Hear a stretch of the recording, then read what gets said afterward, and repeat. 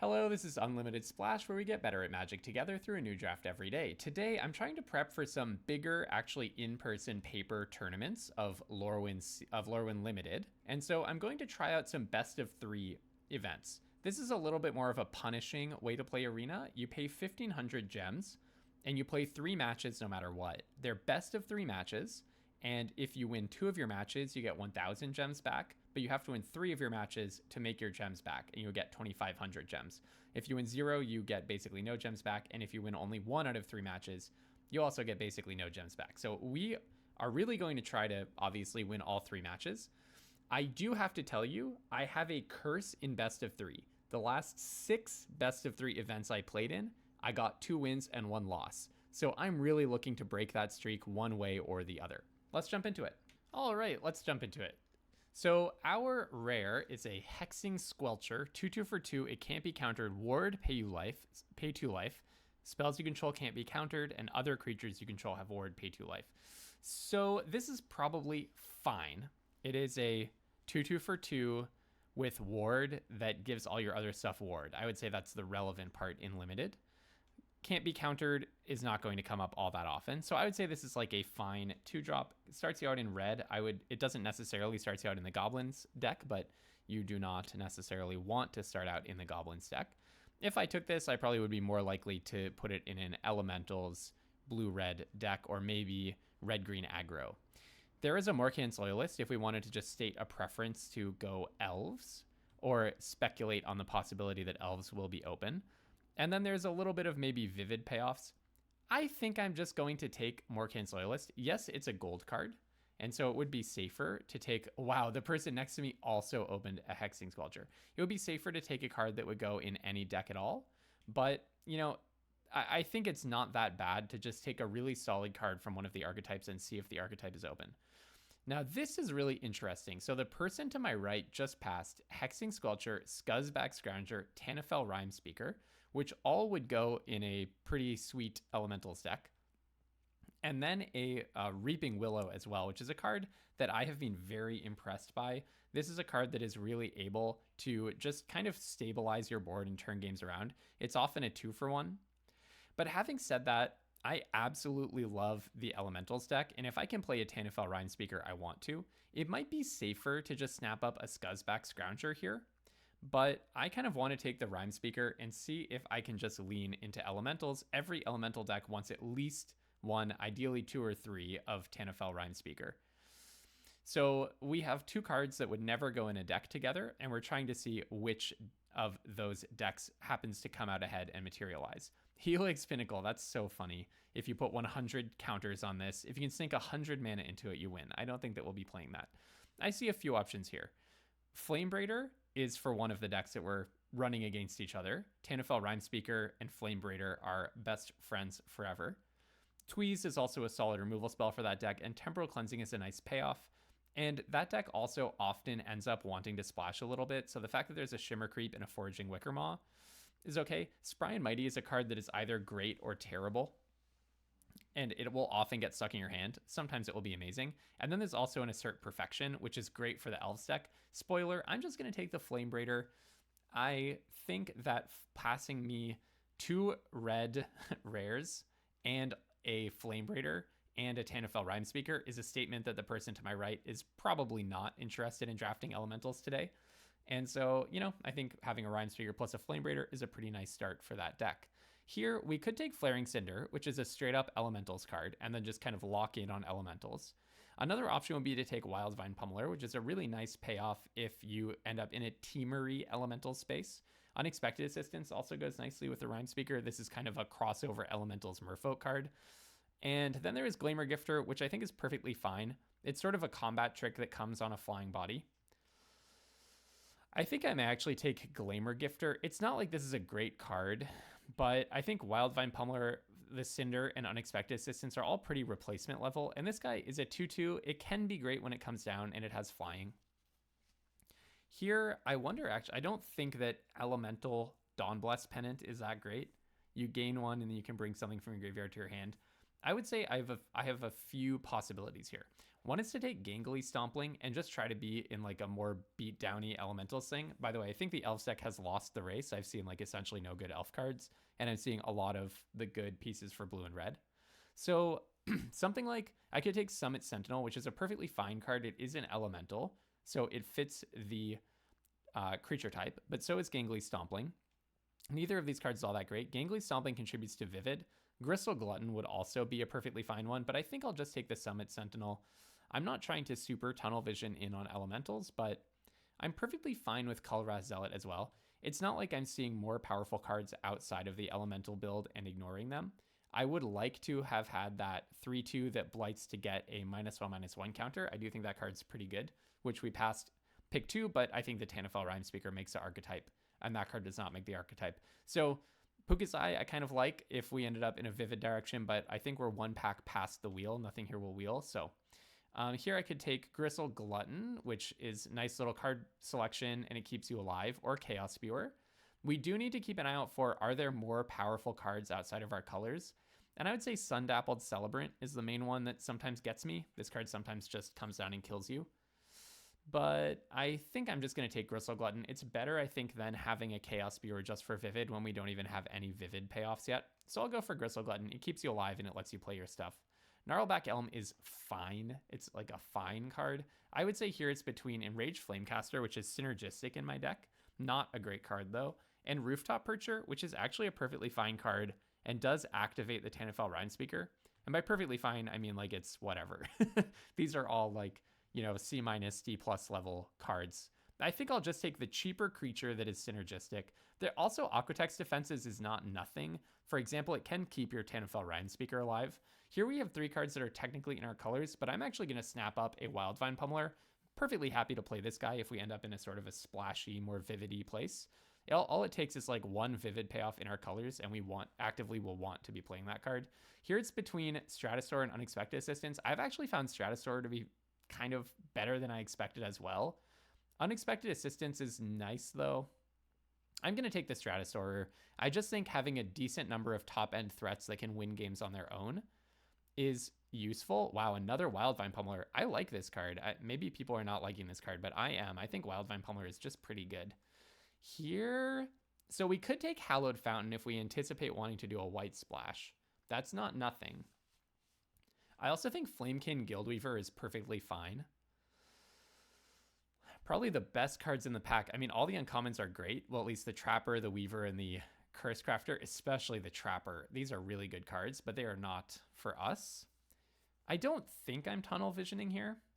Am I? I don't think so. I mean, we were getting like Vivid cards and elementals like last pick. I actually wonder if I just take Gangly Stompling. I can play it on red and then it makes this guy cheaper. I will need mana fixing eventually. So it could be that I take the Flamekin Guildweaver, but I like the idea of the Gangly Stompling. I think the elementals deck does want to be reasonably aggressive, put some damage down early on. Can we take Grub's Command? There's really nothing for us in this pack, unfortunately. Let's see. I wonder if maybe blue was not actually open. I didn't get that much blue, only like a Stratosaur, which is not even really a good enough card to be late. I mean, I really like Grub's Command. I suppose if I had some of the 1/3 that filters, then I could splash for the black. I like the idea of having a top end that matters. This is not a good pack at all, but I really think that has to do with the uncommons that are happening to be opened. So I'm going to speculate on this Grub's Command. We'll see if we're going to be able to either splash black or have to play it as a main color. So here we have some interesting choices. I could say, you know what? Maybe black, red, green is where I'm at, and I'm not actually doing this whole elementals thing and take Nightmare Sower. I don't think that Nightmare Sower is a card I want to pull me into that decision, though. So I'm most inclined to just take a Foraging Wickermaw and stay flexible. If we can wheel some of these Flamekin Guildweavers, which I think is plausible, then they will help the splash while also being Rhymespeaker payoffs. But I do need some reassurance at this point that Elementals is open. It's very possible we are not in an Elementals deck. We could just be in something much more complicated. Here, I'm way, way surprised to see Gathering Stone. I don't know. It's only, well, it's pick 4. Yeah, this is a really good card. And now I really do want to be in the Elementals plan because so many of my creatures are Elementals. 6 Elementals out of 12 creatures. Is that so? Okay, so I'm not really ultra on the elementals plan, but I'm going to take Gathering Stone and I'm going to try to have a creature type. Now I'm trying to have a tribal deck. So this is on the whole pretty bad. Now we're seeing a lot of Dawnhand Eulogists, but I really think Elves is closed from the right. So I don't think I'm supposed to try to get into Elves. I actually wonder if I take Silvergill Mentor here, and perhaps Merfolk is going to end up being open. The other option is to say, I think Elementals has just not been opened a lot, and Temporal Cleansing is an option. I think I'll take the Silvergill Mentor as a speculation. Temporal Cleansing is only good if we get a lot of Elementals late, and that doesn't look like where we're at right here. So what's the best card? Now we're seeing a lot of best cards that are outside of the color pair that we thought we were in. I could take a Gristle Glutton. I could take a Gristle Glutton, or I could take a Dawn's Light Archer and say I'm most likely in something like green-red. Green-red Stompy. I'll take Gristle Glutton because it could still go in green-red, but I would say it's very possible that I'm actually in green-red after all this. So let's see. Stratosaurus. I mean, the best card in the pack is Blightrot, I would say. I mean, maybe I'm in green-red with a Black Splash. Do I just speculate on that? I don't really want to play Brambleback Brute. Actually, the Brute might not be terrible in a green-red Stompy deck. I'm going to speculate on the Brute. The best card here is Dawnhand Eulogist, but no way are we in Elves after all that. But definitely someone else is in Elementals, unfortunately for us. So let's see. I could take Bone Club Berserker and lean towards black-red. Yeah. Okay, maybe I'll take the Mud Button Courser, and maybe Goblins is the open deck. This is a very late pivot, but I actually think that in this format, you have to do late pivots. So here, I will take Moonglove Extractor. Yeah, we might just be... In the end, we might... I'm sad that I let a Blightrot go by, but in the end, we might actually be in, like, black-red-green. It could be like a Jund aggro deck. Here, Crossroads Watcher is really a card that you want in Kifkin specifically. I guess I'll take Brambleback Brute because it could make any deck, even though it is worse than the Crossroads Watcher. But if we're in a very aggressive, synergistic deck, so I guess I'll take this guy. Yeah, we kind of got bullied into Goblins. Heirloom Ante is like a terrible card, so I'm really hoping that it doesn't come down to that. Here, I have a few different options. Probably what I'm going to take is just Cinder Strike. 4 damage for 1 mana is amazing rate. Sourbred Ante is a card that I might wheel, and I would be very happy to wheel that card because it actually makes black and red tokens. So if you're trying to play an expensive green card, you can get closer to it off of the Vivid that Sourbred Ante makes, right? This actually is a gold card secretly. I don't really want Kirill. I'm not in a messing around mood when I kind of got kicked around that badly in the first half of the draft. I guess I should have taken Blightrot after speculating on Grub's Command. I just didn't really think I was going to end up that much in black. But okay, here we can take Eclipse Flamekin. Even though we're not in Elementals, the Eclipse cards are still so good that you want to play them if you can. Unfortunately, now Elves is just still looking open, but I have to believe someone to my right ended up in Elves because they were probably in Elves pack 1, and then we sent tons of good Elves their way pack 2. So yes, here I'll take Eclipse Flamekin. It's still possible that we actually end up blue-red with a Black Splash. I don't want to be in this Goblins build if I can possibly help it. And now we're getting past a Dawnhand Eulogist. Okay, I just should have been in Elves, right? But pack 1, there was no indication that I was supposed to be in Elves. We still have essentially no mana fixing as well, which is a bit of an issue for us. So suppose I'm actually blue-red with a Black Splash, which is what I thought I was all along. I think I want Tweeze over Boulder Dash personally as a personal preference. I just hate cards that can get stuck in your hand as easily as Boulder Dash, even though it has been a pretty brutal 2-for-1 against me. Oh, Door of Destinies. Choose a creature type, put a charge counter on it. Creatures you control of the chosen type get +1/+1 for each charge counter on it. This card may be even better than Champion of the Weird. This is yes, it's an artifact that does nothing on the turn that it comes in, but it's just going to completely take over the game, right? This is a card that it's an anthem that just gets better and better and better every turn in such a tribal format. There's a Creekwood safe, right? I'm going to take it over Champion of the Weird. And now we are really looking for cards that have the same creature type. I guess I'm just in goblins. In the end, I think I'm just in goblins. If I can possibly play these Wildvine Pummelers, I want to. But yeah, I think in the end, I'm just in goblins. So I'll take any goblins that I can find. I will play this Bile Vile Boggart. And yeah, okay, we got bullied into goblins. It happened to us. It happened to us. It just happens sometimes, you know? Here, I will probably take, let's see, maybe I actually take the Bone Club Berserker. I'm probably not playing this guy. I really don't want to play the Brambleback Brutes. Because I think if I'm playing anything, yeah, I guess I'll take Bone Club Berserker. It's not a good card. And now we're getting Twin Flame Travelers like last pick. Ugh, life is pain, my friends. So I could take this card, but I don't even think it's good. I mean, I guess I have some blight going on, but I don't really want to be blighting. I will probably play the Flamebraider Kulrath's Zealot thing. And yeah, I'll play the Spikeling. It's an aggressive card. This guy is a goblin, but I don't want it. I think I probably want Moonglove Extractor, and probably I won't even play it.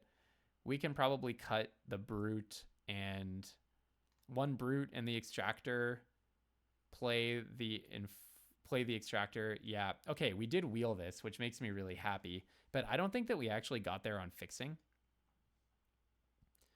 When you cast a spell of the chosen type. Yeah, so it's not when it enters. Okay, I'll take a Rooftop Percher. I actually might play that card. Probably I'll just cut the Wildvine Pummelers. Wow, and now we're getting like a last pick Dawnhand Eulogist. That's so funny. I don't think I'll be playing this card. Yeah, so basically, okay, this is a chunky goblin. Basically, the deck did not really work out. We really got pushed around the place, but we ended up finding our way to an open lane. And the question is, did we find our way to that open lane quickly enough? Or did I, or was I too slow to adjust? So I'll cut the Barbed Bloodletter. This is like, my curve doesn't look that great, but if you look at it this way, it looks a lot better. I guess Flamebraider to be able to land cycle the Kulrath Zealot or cast it for cheaper, just go on 16 lands. Something like this could be the way. I mean, the good thing about my deck is Door of Destiny's Gathering Stone, Grub's Command. Having to pass the Goblin, taking Door of Destinies and having to pass the Goblin Champion was painful, but I think it was correct. And not wheeling the Goblin Champion means someone else was speculating on Goblins, which is so strange because Goblins seemed really open. I don't know. Okay, the good thing about the deck is the removal and those two powerful artifacts. But I think I'm fighting to keep my streak going. If I get 2-1 out of this, I'll be pretty happy. If you want to grow at Magic along with me, get better at draft through learning from my mistakes as I spend my gems getting kicked around the draft table trying to figure out what archetype I'm supposed to be in, go ahead and click subscribe. I do think it's a good way for us to have a community. I do think it's a good way for us to get better at draft. If we develop a community where you can tell me what I did wrong, I can say why I make certain decisions. You can decide if you agree with them or not. And come have fun along with me and let's get better at draft together. I'm probably going to play Gristle Glutton turn 2 rather than the Spikeling because it's a really nice blocker in this situation. Actually, it's not even that nice a blocker because Kinspale Aspirant is just going to be a 3-2 every turn. But okay, it blocks Dundulin Weaver. I'm glad that they played the Weaver without getting value out of it, but I will say that does make me suspicious that they can loop these. If you have a second Dundulin Weaver, you can just have them both constantly bringing each other back from the graveyard. So next turn, I'll probably, let's see, I have two options. I could play a Spikeling, hold up the Glutton, and use it. Oh, it doesn't cost a mana, just Blight 1. Okay, so probably I'm just going to Blight Rot next turn, depending on what they do. Spiral into Solitude and crash in for damage. Yeah, makes sense to me. Wow, I'm already at 13. I thought I was an aggro deck. I seriously made the funny mistake of thinking that I was the aggro deck. I could play Feisty Spikeling. Yeah, I think I'm just going to do that. It's not the mana efficient decision, but I really want to start trading with the opponent. And then Gristle Glutton. Spiral into Solitude on Gristle Glutton is kind of a funny one because I still get value out of the Gristle Glutton. Okay, so I'm hoping that they attack with both.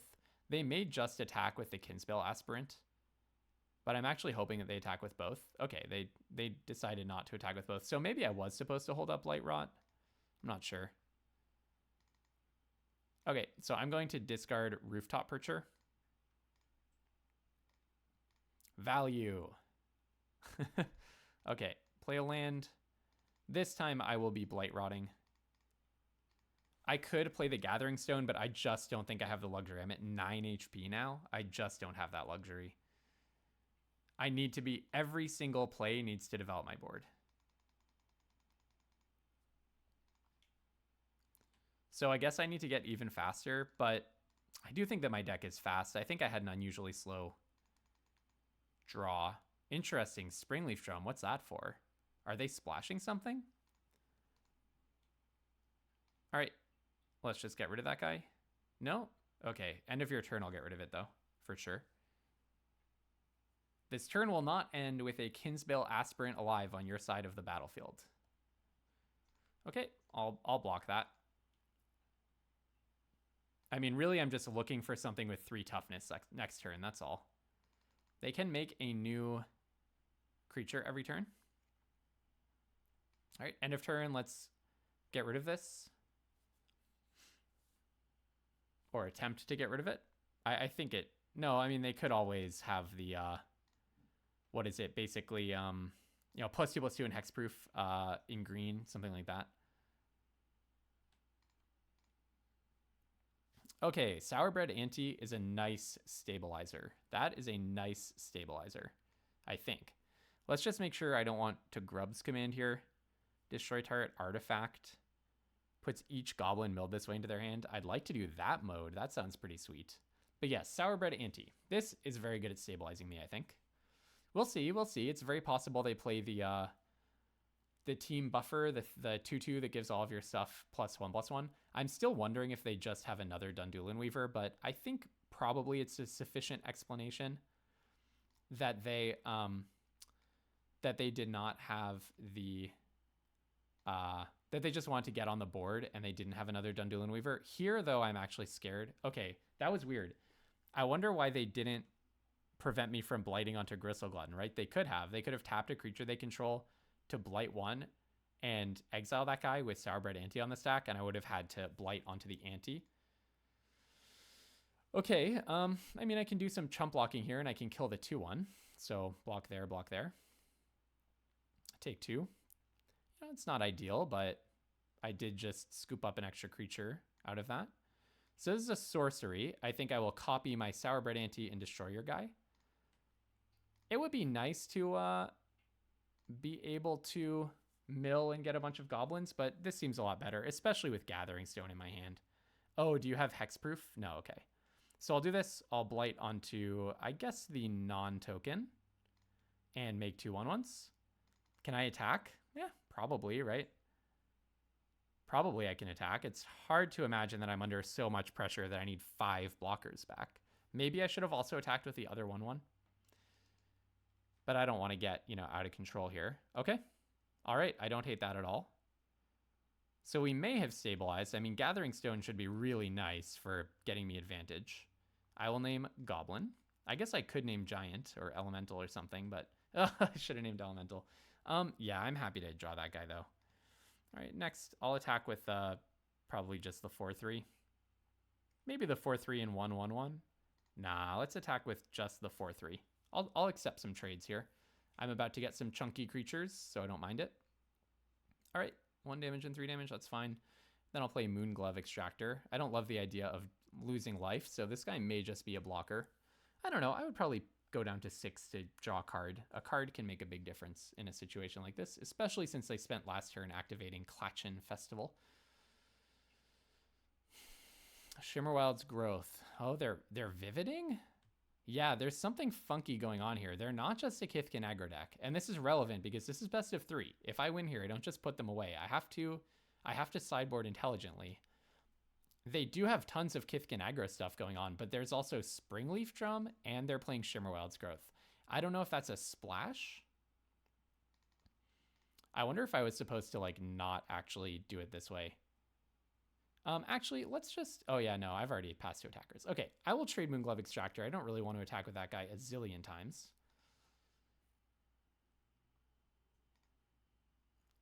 I'm already seeing a bunch of extra cards. I don't really want to pay life to see all those extra cards. Till the end of your next turn, I can play it. Okay, well, I'll go ahead and play that. Yeah, maybe I shouldn't have put this guy on top because it wasn't really value, because Gathering Stone could have been getting me stuff that whole time, but I would have just drawn a land this turn, so I'm actually happier to have the 6/5. Oh, that a flyer and a trampler. That is some real stuff right there. I would like a removal spell. Goblin into removal spell would be ideal. All right, binning the third land in a row. Hopefully we get something. Oh, right, a removal spell. Thank you. So why don't I start by attacking with Kulrah Zealot? And the way they've been playing, I actually think they might block. I'm probably going to kill Tributary Vaulter over Crossroads Watcher. But it does put me in a funny situation where I have to triple block next turn. Okay, they did not block. Yeah, Tributary Vaulter is kind of random, so it's not a Kithkin aggro deck. I don't love the idea of having to triple block Crossroads Watcher, though. So maybe I just let the Tributary Vaulter live. I think that Crossroads Watcher could be more trouble for me than the Tributary Vaulter. I'm going to go to their turn because I don't think either of these is an absolute must-kill with Tweez. Tributary Vaulter has me on a 6-turn clock, which isn't the most, comfortable I've ever been, but why don't I just try a double block here and kill Tributary Vaulter with Tweez? Oh, 10 the Springs to get a 3/4. Interesting. Okay.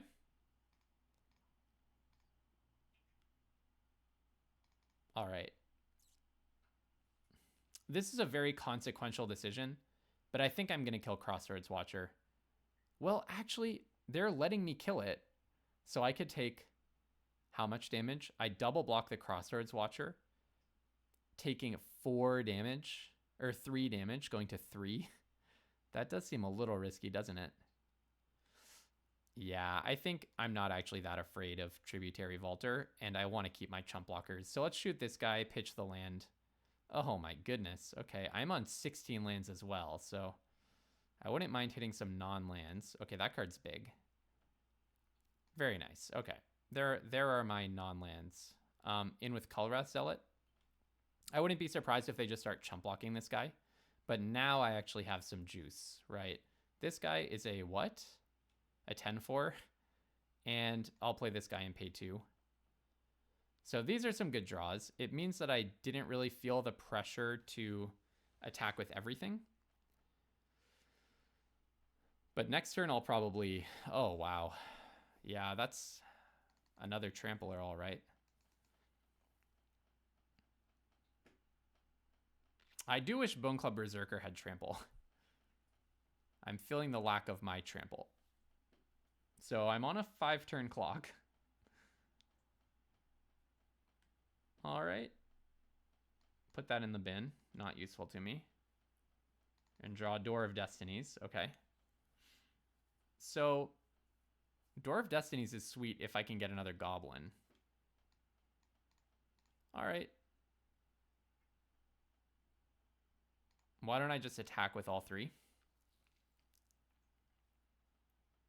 I'm holding back just chump blockers, basically. I guess I'll hold this back because Crossroads Watcher is so close to lethal.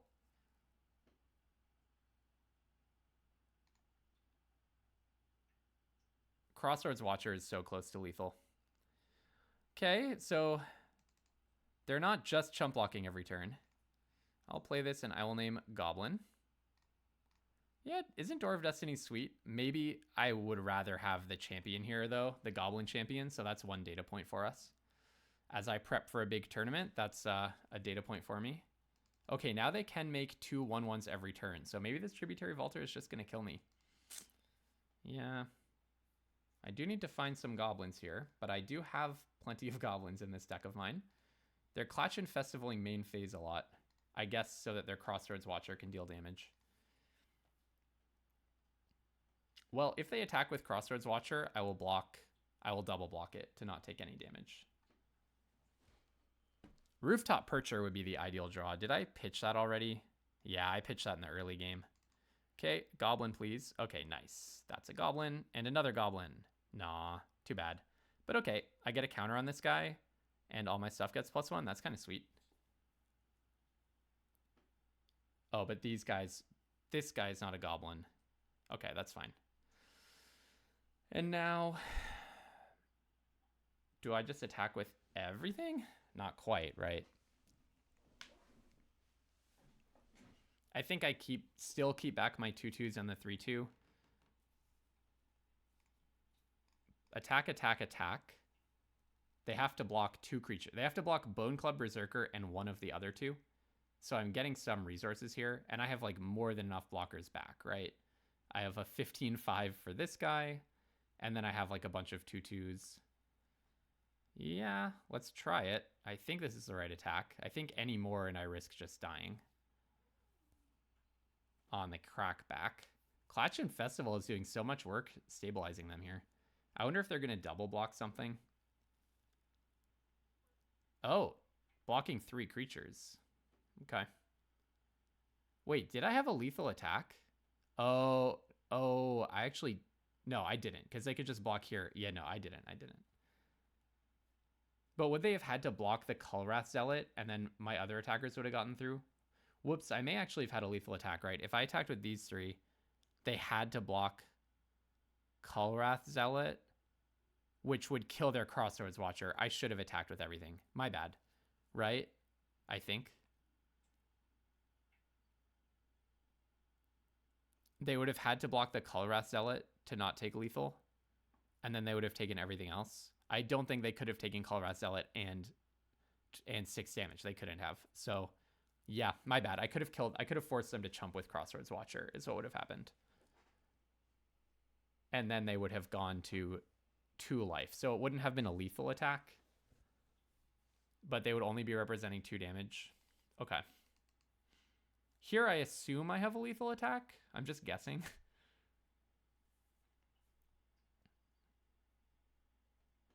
So if I attack with everything, 1, 2, 3, 4, 5 blockers, they have to block all 4 of these, and then 1 other creature, and then 3 get through, dealing 6, right? I think this is a lethal attack. What a game. I don't love my deck, but I'm pretty happy with how it performed here. Gathering Stone plus Door of Destinies did what I wanted them to do. So you have, that can go in the bin. I want a Goblin. Cinder Strike. Do I even show it to them? So 1, 2, 3, 4, 5, taking 6. I guess I do shoot something here because I don't know. They might have, I don't know what they could have. I don't know what they could have, but it just feels safer to shoot something. So why don't I put a -1 counter on something where it doesn't matter? Like Chaos Spewer, shoot their 3/3 flyer and attack with everything. I am showing them an extra card, but I guess it just feels a little bit safer. All right, and we swing with the team. See what you got. There's no like flash creature here, so maybe I just wasn't. Oh, they actually have no cards in hand. Okay, this is a funny thing. My the way that this like avatar looks, it really made me think that they have a card in hand. So I actually thought they've had a card in hand this whole time, but I'm just realizing now they don't. So my bad. There was absolutely nothing to play around there. Oh well. All right. Do I have any other goblins? It actually turned out to be so important, the whole goblin thing. And I guess I'm playing every single one of my goblins. I kind of want to, you know, they almost raced me out, so I don't want to be slow. But maybe I cut like a Moonglove Extractor for a Brute. Or it could be something like Foraging Wickermaw to just get a little bit more blockers in the early game. That sounds pretty bad though. Let's go for maybe the Blighted Blackthorn. My thinking with this sideboard is this card is just so good at blocking, and then it grinds out in the late game. Moonglove Extractor feels like a card that will just trade down with whatever they play. Brambleback Brute, though, I'm not exactly the beatdown. But maybe I cut this for Enraged Flamecaster or something like that. Because neither of them are goblins, so I'll try that. Something like that. Flame Braider is awkward. I mean, my deck is still partially an Elementals deck, unfortunately, but just took me too long to realize that blue was cut, probably. And then something weird was going on with elves that I will never understand. Okay, the worst Flame Braider in the world. But hey, maybe we'll draw our Elemental and do something awesome with it. All right. I will probably play Gristle Glutton, to be honest, rather than Flame Braider. I guess Flame Braider does represent more stats and extra... Well, it's an extra power, but it's one less toughness. I don't know. The 2-1 seemed pretty good, actually. Or the 1-3 seemed pretty good against their 2-1 team. Okay, now I'm definitely playing Gristle Glutton because we're just not drawing lands. So I need to make sure that I hit my land drops when the opponent just Shimmerwild's Growth. They're ramping into something. Only time will tell what they're ramping into, but it's something. Oh, they may just be stuck on lands. Okay. Well, unfortunately, I'm a member of that club as well. Let's just pitch my most expensive card and try to draw a land. That's not a land. Ah, wow. That's really bad. That's really, really bad. I don't even have the option of Blight Rotting now.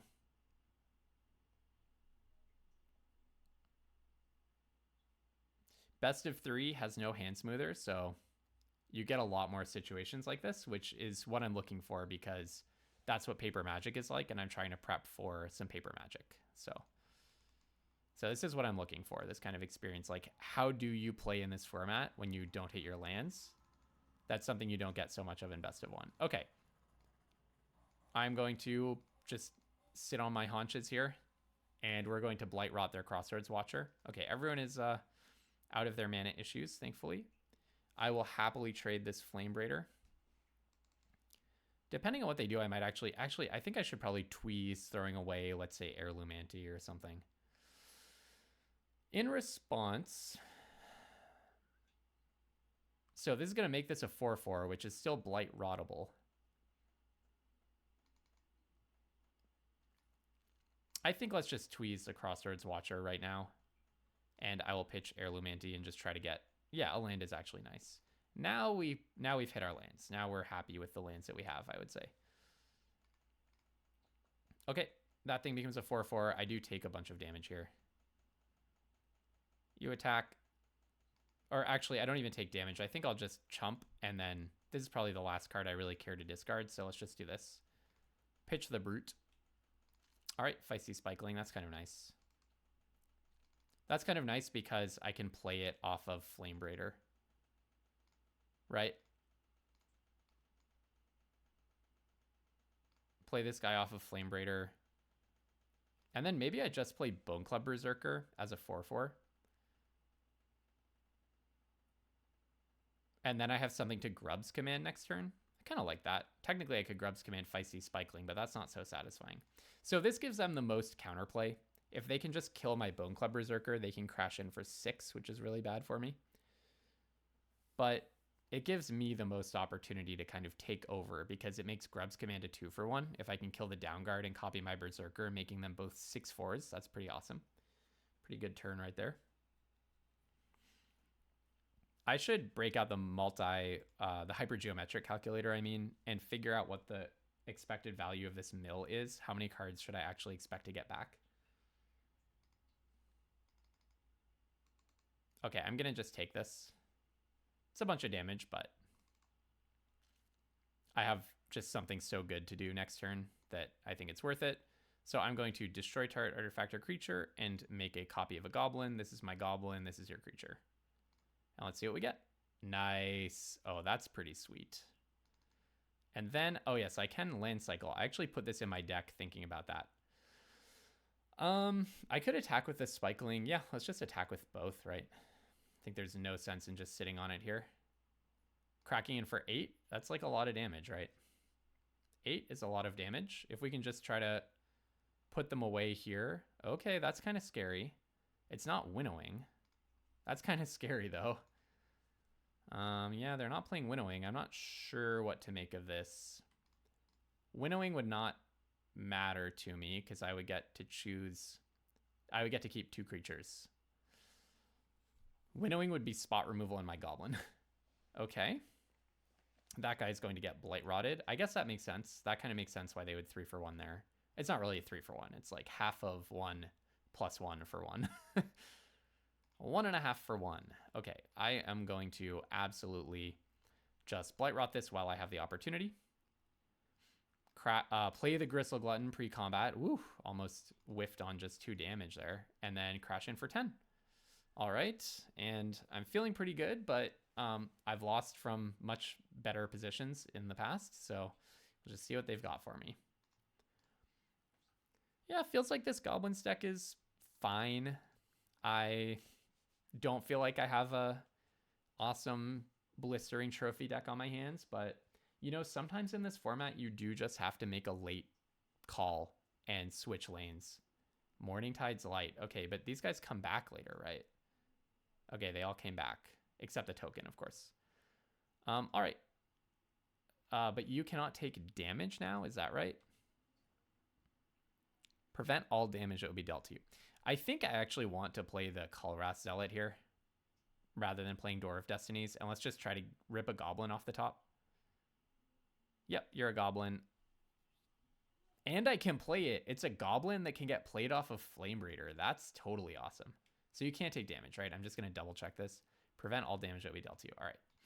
Yeah, that's sweet. So Flame Raider, so I played Door of Destinies naming Goblin. Flame Raider can play Gangly Stompling, and that buffs all of my goblins. That's pretty cool, right?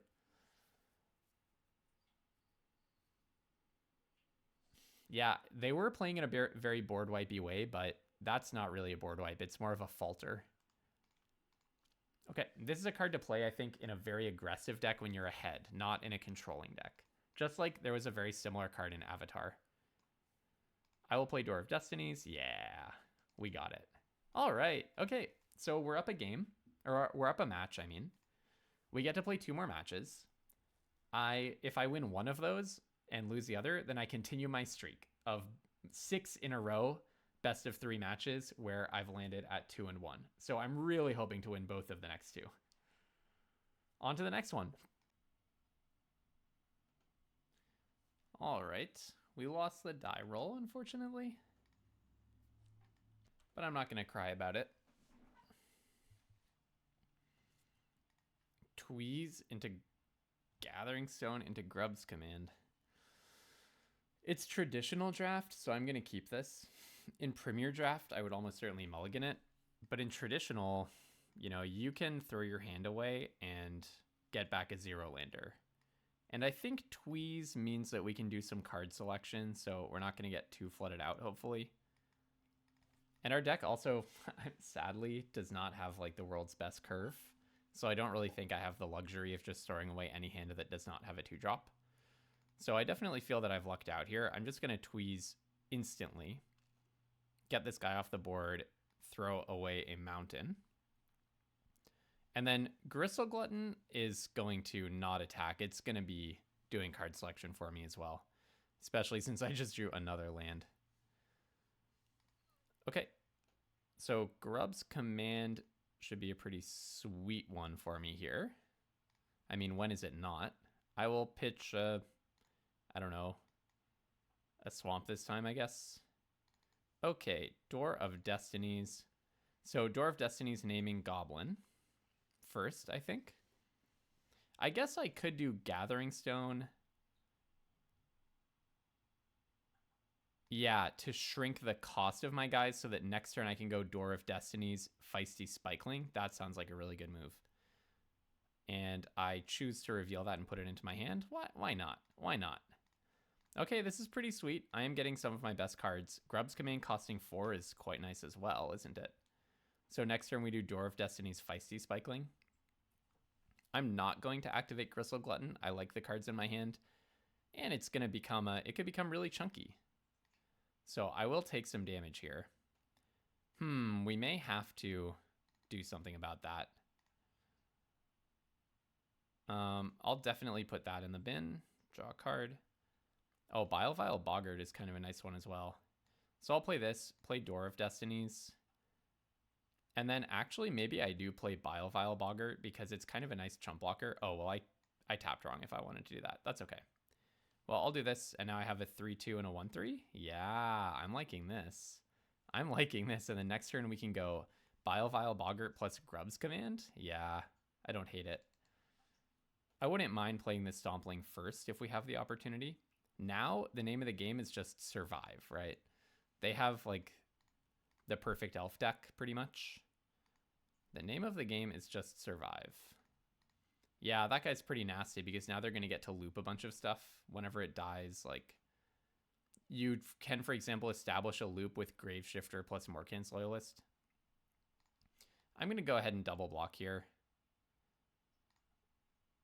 I think it's worth it, and I don't need to pitch anything.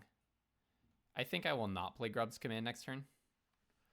Let's just get a really chunky Gangly Stompling. I think I'll just put that in the bin. I really want goblins. You're a goblin. So I'll play this guy, Gangly Stompling and Chaos Spewer, and then Blight 2 onto Gristle Glutton. That sounds pretty good. Yeah. Yeah. This is awesome.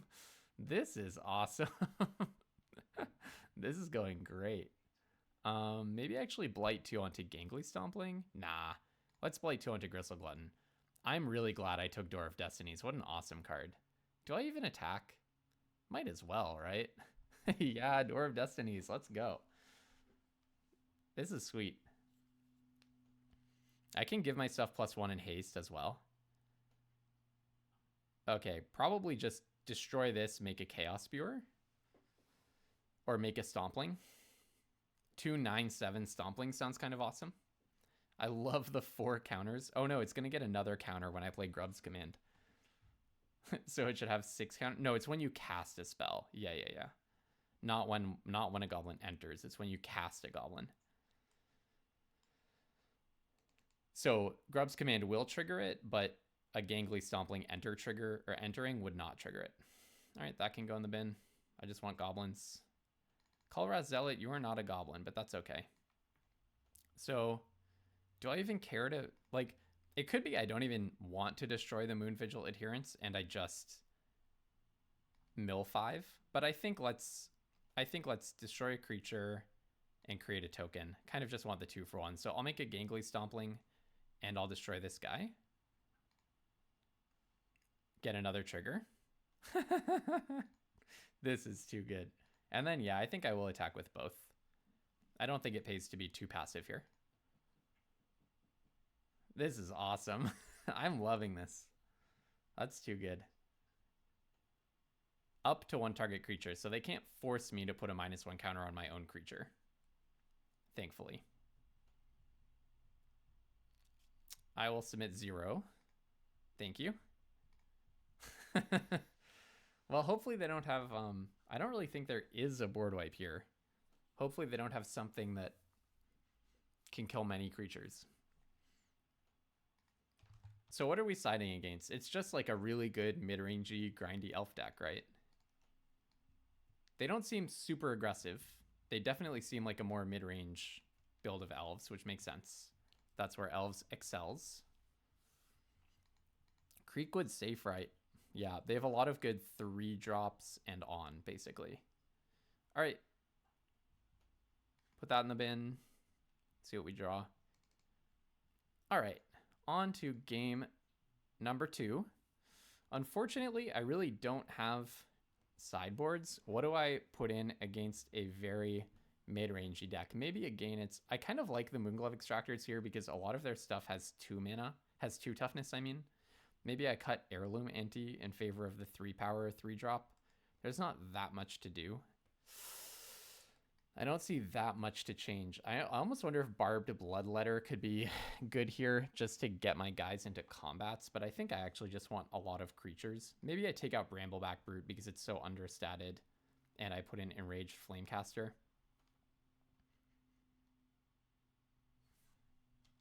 I'm actually confused. What did I put in? Was I playing 41 cards? I hope not. Well, I'll play the Enraged Flamecaster. And then I actually do want the ante because it's a goblin. So maybe something like this. My deck does not look that great. I'm still quite scared. I think I got just an incredible card combo there. The 2 4-mana artifacts are like my best cards, and they were off to a slow start. So I don't know. I almost feel like I'm the underdog, even though I only need to win 1 and they have to win 2. But I think I can keep this. I think just a standard elf deck is just so much better than what I ended up with today, because I really got kicked around the table and ended up in what is conventionally the worst archetype. Like, look, they already have 3 power to be beating me down with, and their card quality is on average higher than mine. Okay, Gristle Glutton is a good draw. I will snap, block, Lissalin, Informant just to stay alive. That is a good draw, because then I can tweeze into Gathering Stone, and then we can try to win on just card advantage. Snap block. I'm never going to block with Gristle Glutton and Blight in response. Pretty much never. Against a Lissalin Informant, so there's no point in waiting a turn to do that. All right, yeah, that's the one saving grace for me, is that their deck is not super fast. If it were, I think I would be in a whole lot more trouble. Oh, they have the 4-2. Okay, that's fine. 2-2 flash is fine. 4-2 flash would start scaring me, because I really want to tweeze whatever they play here. Yeah, I really want to tweeze a Dawnhand Eulogist if they have it, not have to spend it on the 4-2 flash.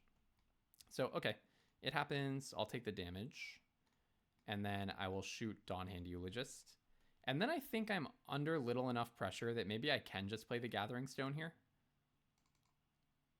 Although I kind of like the idea of playing Sourbread Ante, and then my Bone Club Berserkers are Colossal. But no, I think, yeah, let's establish board presence before anything else. Gathering Stone is all nice and everything. Actually, okay, how would I be punished if I play Gathering Stone? Feels like Gathering Stone is really good for me, because the chances that I get to double spell next turn with the ante, this can go in the bin. Because next turn, I'll have an ante that costs 3 mana, and then I'll have 2 mana to spare, so I just have to get any goblin that costs 3 or less, and I get to double spell. Oh, 5/5, that's really big. That's really big. Blight Rot makes it smaller. Do I want to draw Blight Rot?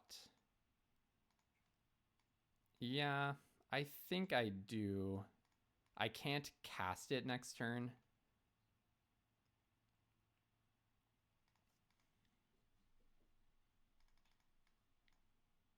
I guess I play this guy first. This is really awkward, but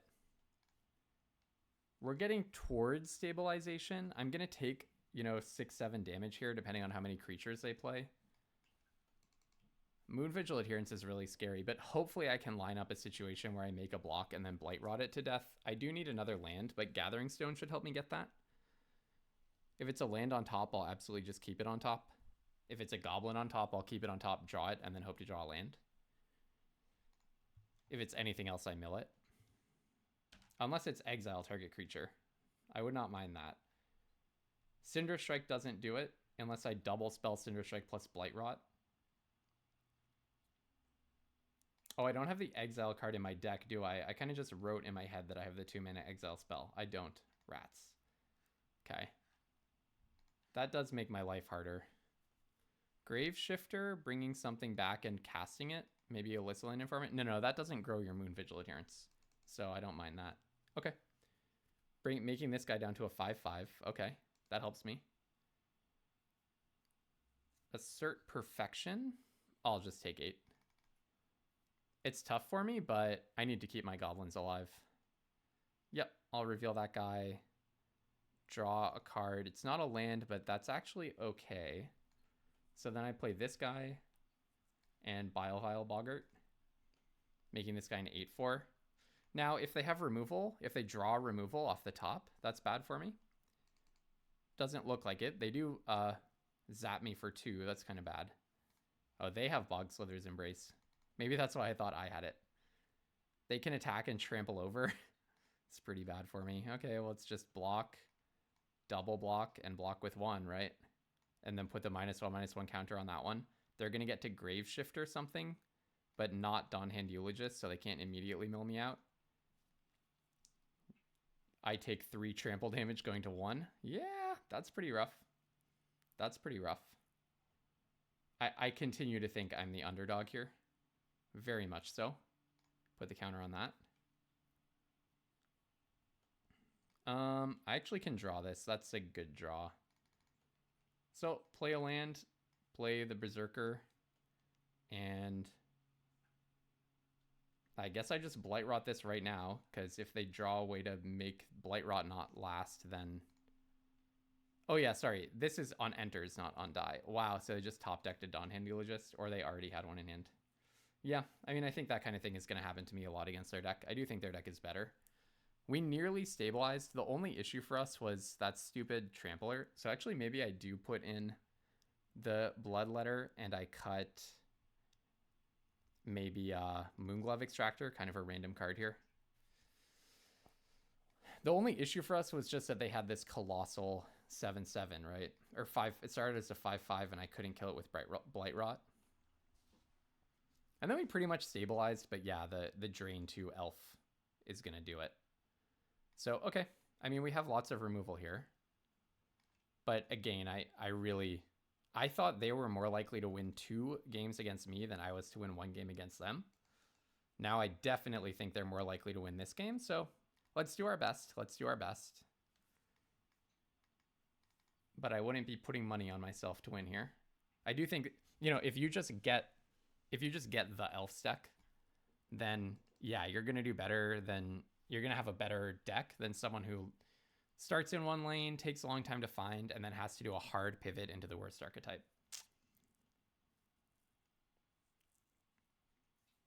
But I do think our pivot was correct. I mean, blue was not flowing. I think the early speculation on blue made sense. Obviously, now I would like to have those random little red 3/2s and 2/2s, but as far as, at least in my personal card evaluation, I think I just play this, right? At least in my personal card evaluation, that 2/2 is nothing special that we saw 2 of immediately. So I liked speculating on the Rhyme Speaker, and then it just didn't come together, and that just cost us time. I think I'll play to the board.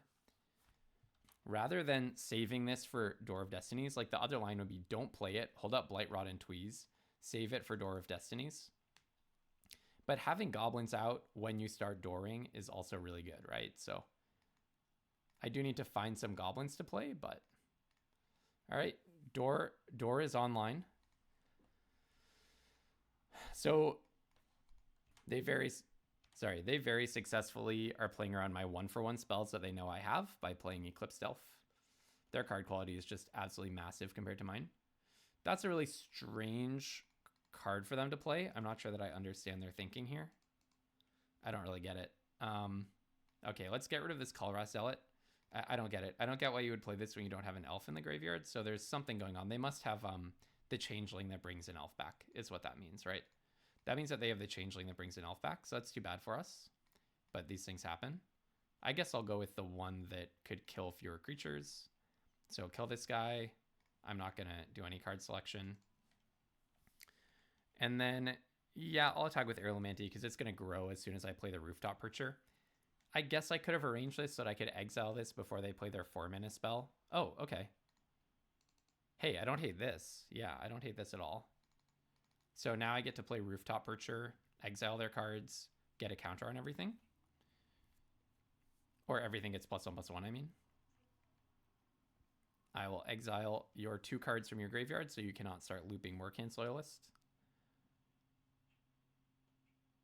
And then I'll hold back and block. It's too bad that I have this random elf in my deck. Doesn't really make sense, but... So if I attack with Heirloom Ante, then Rooftop Percher is going to have to block a Vinebred Brawler, which I don't really want. I'd rather have the Ante die here. Okay, Mischievous Sneakling comes in, sure.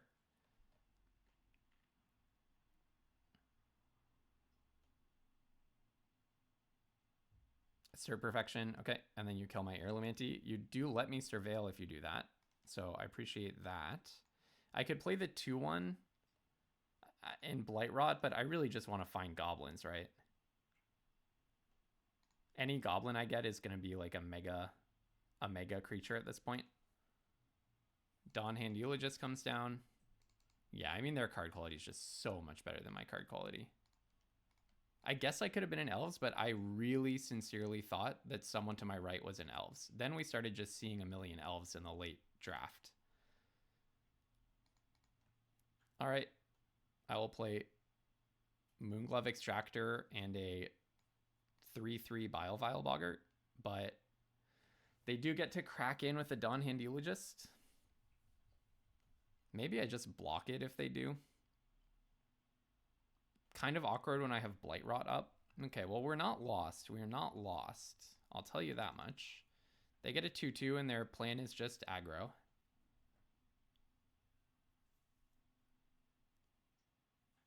They see my face-up Blight Rot.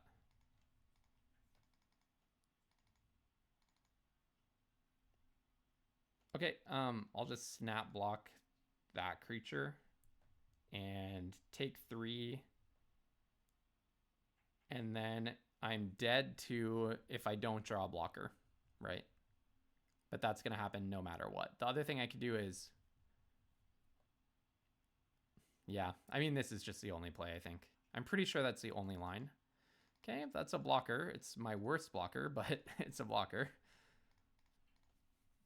I guess I should have Blight Rotted main phase because they know that I have Blight Rot, so there was no reason to not play it. Like, I cannot get a surprise advantage. I'm just letting them draw a Hexproof trick. But we haven't seen one from them, so... I guess it means they can't assert perfection pre-combat, so maybe it actually was good to hold it. All right, they don't seem to have drawn anything. Okay, Gristle Glutton's actually a really good one, isn't it? So now I get a 4/4 Boggart. We're certainly not attacking. Okay, I mean, Gristle Glutton's a really good one. It lets me draw more cards. I will only tap the Gristle Glutton at the end of their turn. Another land from them. Well, we've stabilized potentially. But if they can loop a Dawn Hand Eulogist, yeah, then they're draining me for 2. And then they only need to get 2 damage through. Their deck is just so much better than mine. It's like absolutely no contest. I was really lucky to win that first one by getting a Door of Destinies and the other artifact. Okay, it happens, it happens, it happens, it happens. Let's go to attackers. You can't push lethal yet.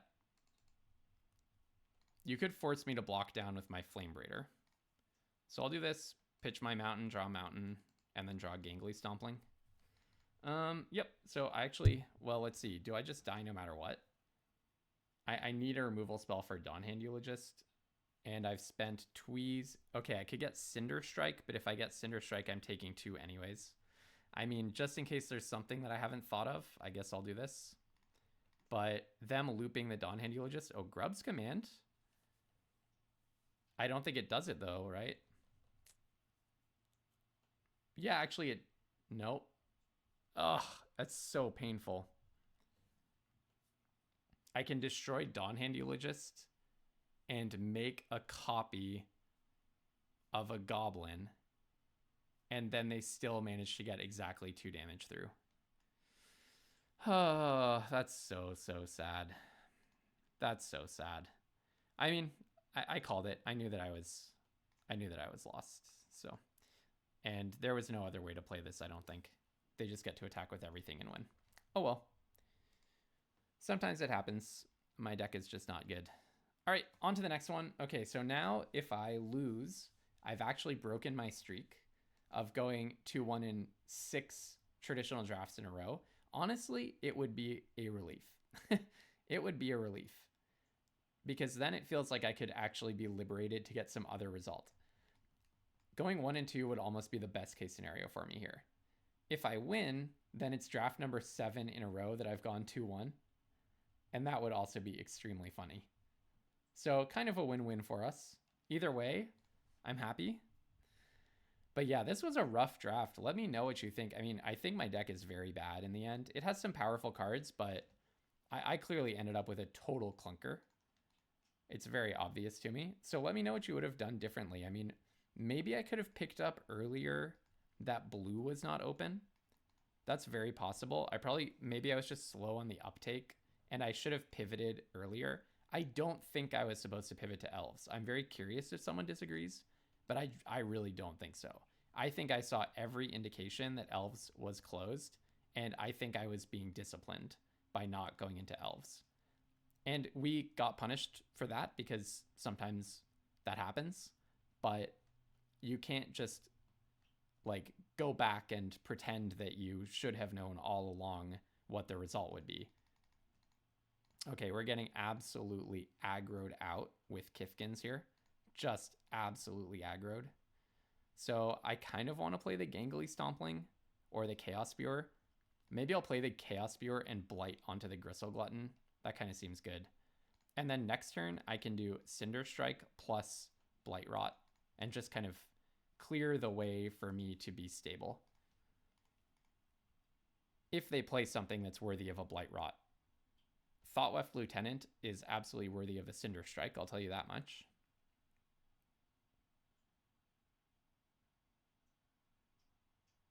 We really just want to keep our life total high enough that we get to play Gathering Stone. If I end up going to like 13 or something here somehow, then I'm in real trouble. Okay, kind of a random Marrow Sky Swimmer. It's not a Kifkin, so it doesn't trigger their card. All right, I don't mind that at all. So here, I'm just going to Cinder Strike the Thoughtweft Lieutenant. And then probably on their turn, I'll Tweeze the Sky Swimmer. And what if I actually just shoot the Sky Swimmer here and attack with Chaos Spewer? And just say, you know what? What if I'm actually the beatdown? What if I'm the beatdown after all? Technically, they could get in with a Shield Bearer for like a lot of damage. So actually, maybe I hold on to this and just get into combat and see what happens. Maybe they'll probably only attack with the Sky Swimmer. I think I probably shouldn't try to claim the mantle of the beatdown because my game plan is to play Gathering Stone and win the long game. Okay, so if they only attack with Sky Swimmer, then I'm definitely just going to Tweeze them. And I think I'll keep the Gangly Stompling.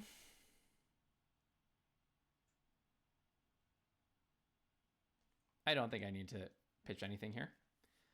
So we have maintained a good life total. But let's see what they do here. I mean, 5 mana is a lot of mana. They could have the 6/7 Vigilance, for example. Miss Meadow Council is a good one. Yep, that's a really good one for them. Because I can Blight Rot it, but to what end? To what end? I'm just going to play Gathering Stone.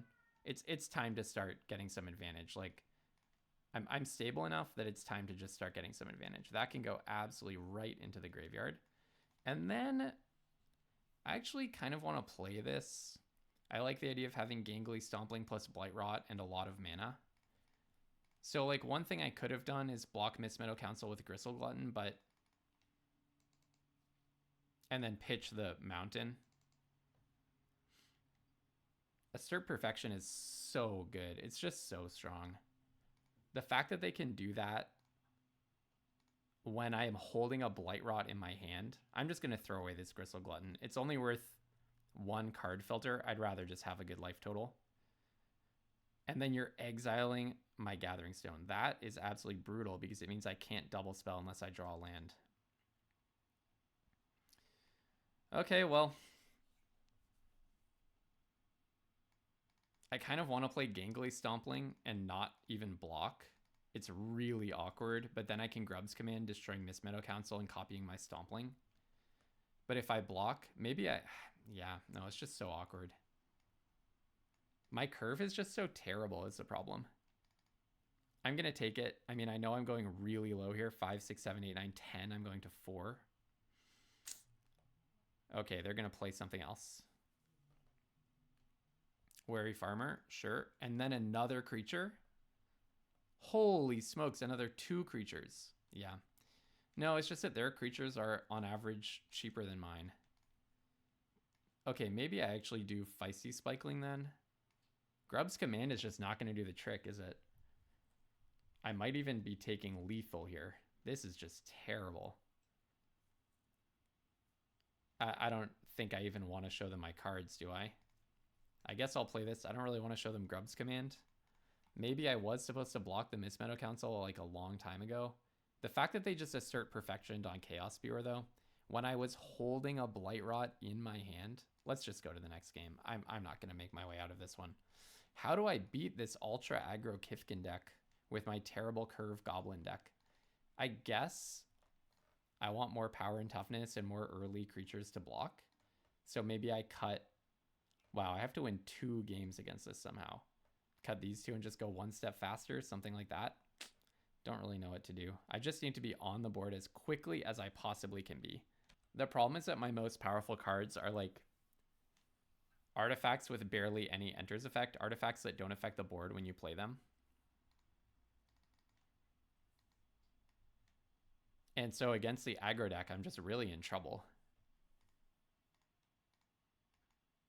All right, well, I'll play a Flame Raider into Heirloom Ante, into Door of Destinies, but I don't even have any goblins. Like almost none of these are goblins. I guess Heirloom Ante is. Okay, them having no turn 1 or turn 2 is really important for me. So I'll play this card and I'm gonna attack. You can flash something in, but I don't think you even have the mana for it, so. You can't play the 3/2. Oh, they could deal 4 damage to a tapped creature, but I would get a +1/+1 counter essentially.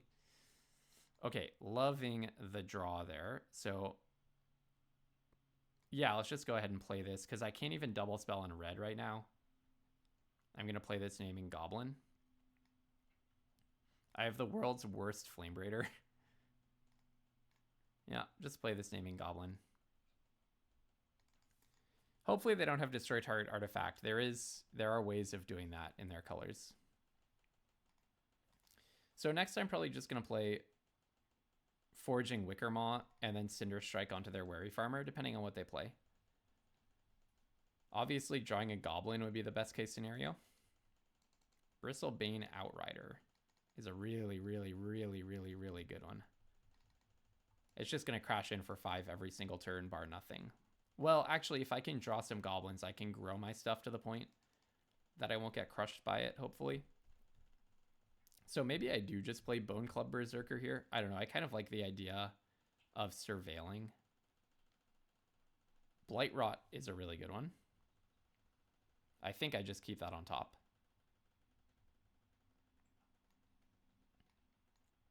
And then I will shoot your Wary Farmer down. And I'll probably honestly Blight onto the Forging Wickermaw. It's kind of a nice combo to do it with Heirloom Ante, but I like the idea of making the ante really big. So let's just get rid of that guy.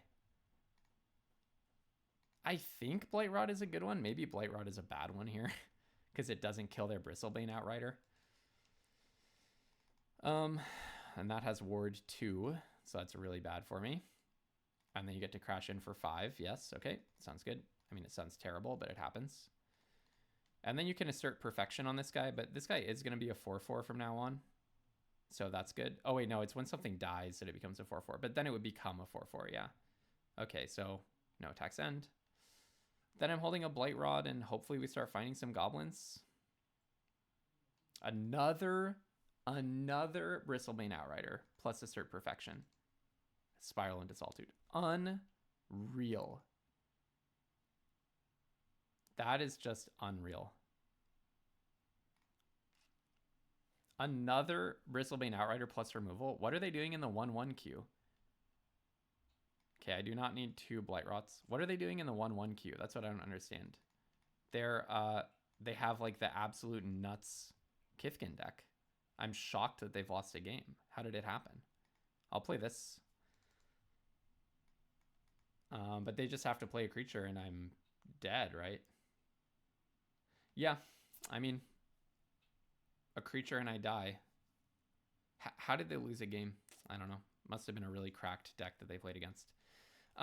Too bad. I mean, I do think that my deck was pretty bad, so really interested in what people think. But hey, I've broken my streak. I had 6 drafts in a row that were 2-1. In traditional draft, we finally broke our streak, not in the direction that we would have liked. So on to the next one. We'll just play another traditional draft, and hopefully this time I don't get kicked around the draft table. Meanwhile, really curious what you think I did wrong. Clearly, I went wrong in that draft, so very open to comments. Let me know what I should have done differently. I guess moving out of blue probably is what I should have done, or just guessing that elves was actually free at the table when it really didn't look like it was. All right, until my traditional draft tomorrow, where hopefully I get to go 3-0 because I've escaped from my horrible curse. Have tons of fun playing Magic, everyone, and don't be afraid to splash.